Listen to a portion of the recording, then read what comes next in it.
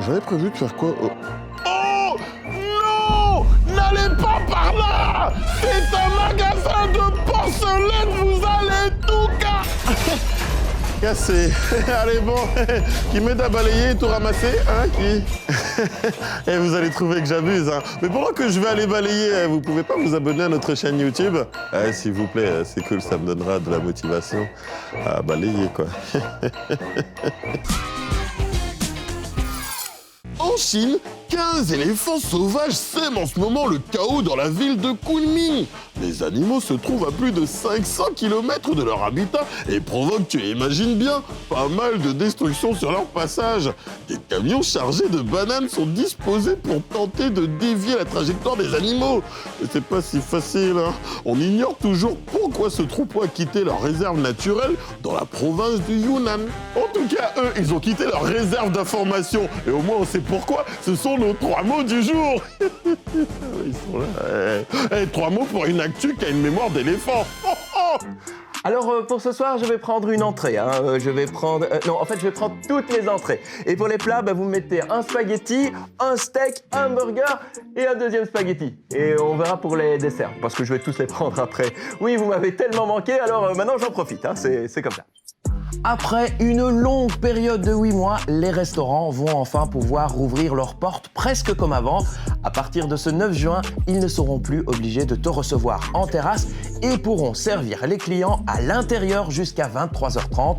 Et il faut dire qu'avec la météo qu'on a eue ce dernier mois, ça va faire du bien d'être à l'intérieur. Mais il y aura quand même quelques règles à respecter. Par exemple, 4 personnes maximum à table. Mais toi, qu'est-ce qui t'a manqué au resto?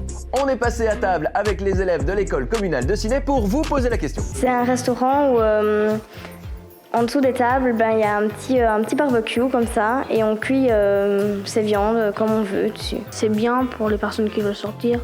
Moi j'aime bien. Au restaurant, déjà, on n'a pas à cuisiner nous-mêmes. Les gens qui y a autour, pouvoir parler de ce qu'on veut, pas que de l'école, ce qu'on fait à table. J'aime bien aller au restaurant, au bar peut-être pas parce que j'ai pas encore 18 ans, mais les restaurants j'aime bien y aller parce que souvent quand on va au restaurant on se fait plaisir. J'aime bien souvent les pâtes. Ah ça, tout le monde aime les pâtes, ça fait... Mamma mia. J'adore. Restaurant était l'un des mots à retenir aujourd'hui. Oh, mais ça va pas se passer comme ça, mais malheureux. Non, mais c'est toujours pareil pendant les matchs. Ils sautent dans tous les sens, même quand c'est la pub. Comment ça, qui? Dino, mon voisin. Bon, c'est un dinosaure. Plus précisément, un dinosaure découvert en 2006 en Australie et qui vient d'être identifié comme une toute nouvelle espèce. Son nom, l'Australotitan cooperensis. Moi je l'aurais juste appelé Dino, dinosaure, mais il voulait pas. En tout cas, les os découverts permettent d'affirmer que ce dino était sans doute l'un des plus grands ayant vécu sur Terre. Selon les experts, cet animal aurait mesuré 6 mètres de haut et 25 mètres de long. Les experts estiment son poids entre 23 et 75 tonnes. Ah ouais. Alors, comment ils ont fait pour voir si ce dinosaure appartenait à une espèce différente? Ah, très bonne question, Prési. Parfois, je me pose de bonnes questions. Alors, les chercheurs ont comparé ces ossements avec ceux d'autres dinosaures grâce à de l'analyse 3D. L'étude a pris beaucoup de temps à se mettre en place, car chaque os de dinosaure peut peser des centaines de kilos. Mais nous utilisons la technologie du balayage numérique pour créer des modèles 3D de chacun de ces os, ce qui permet de transférer des milliers de kilos d'os de dinosaures dans mon ordinateur portable, sans devoir les porter, et de les comparer à tous les autres os de dinosaures du Queensland. Le plus gros des dinosaures jamais découverts au monde reste le titan de Patagonie, avec ses 40 mètres de long. Qu'à cela ne tienne, Australotitan cooperensis, c'est mon ami et bien plus encore. Ouais, le mot du jour. Alors, elle est comment ma maison en briques plastiques? Pas mal, hein?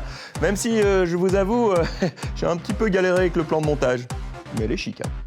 Bon, ok, habiter dans une maison Lego, c'est pas pour tout de suite. Par contre, en Indonésie, des habitants viennent d'avoir une idée géniale pour lutter contre l'invasion du plastique dans la nature. Catastrophés par les montagnes de déchets plastiques qui se déversent dans les eaux d'Indonésie, 2 amis ont créé une entreprise qui transforme des sacs de chips, des flacons de shampoing en briques de construction. Nous avons choisi de recycler les déchets plastiques en pavé parce que nous voyons que les gens utilisent une grande quantité de matériaux de construction.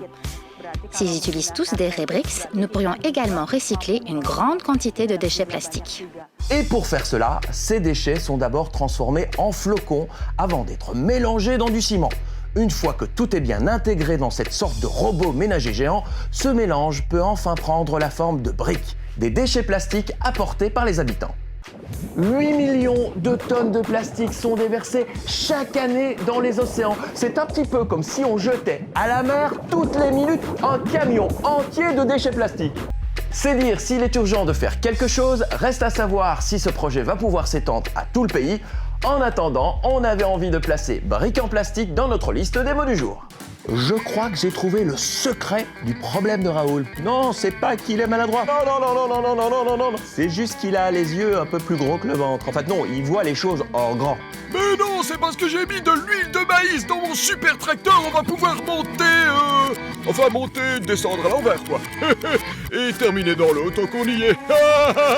Alors, du côté de la météo, c'est presque Copacabana. Ah ouais. Du début à la fin, il y aura du soleil. Et même les nuages qui vont venir, ils viendront juste faire un petit coucou. Après, ils vont partir au snack.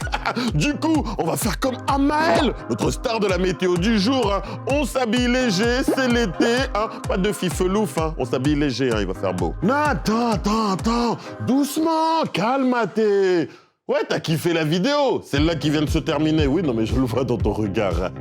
On me la fait pas, moi. Ah ouais, mais si je suis là, c'est avant que tu passes à la vidéo suivante, te poser une question super géniale, genre, tu vas bien? Et là, tu me réponds, ouais, vas-y, je vais bien, ouais. Ouais, mais question 2, est-ce que tu t'es abonné à notre chaîne YouTube? Ouais, comment ça, tu t'es pas encore abonné? Non, là, il y a un problème. C'est important, c'est bien pour toi, tu sais, comme ça, tu ne rates aucune de nos prochaines publications. À chaque fois que tu vas nous voir, on sera là. Ah, génial, on est bien et tout.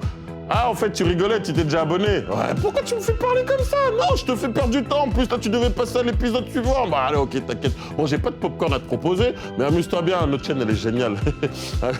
Bon, allez, je te laisse. Hein. Bisous, salut à toute la famille. Hein, salut.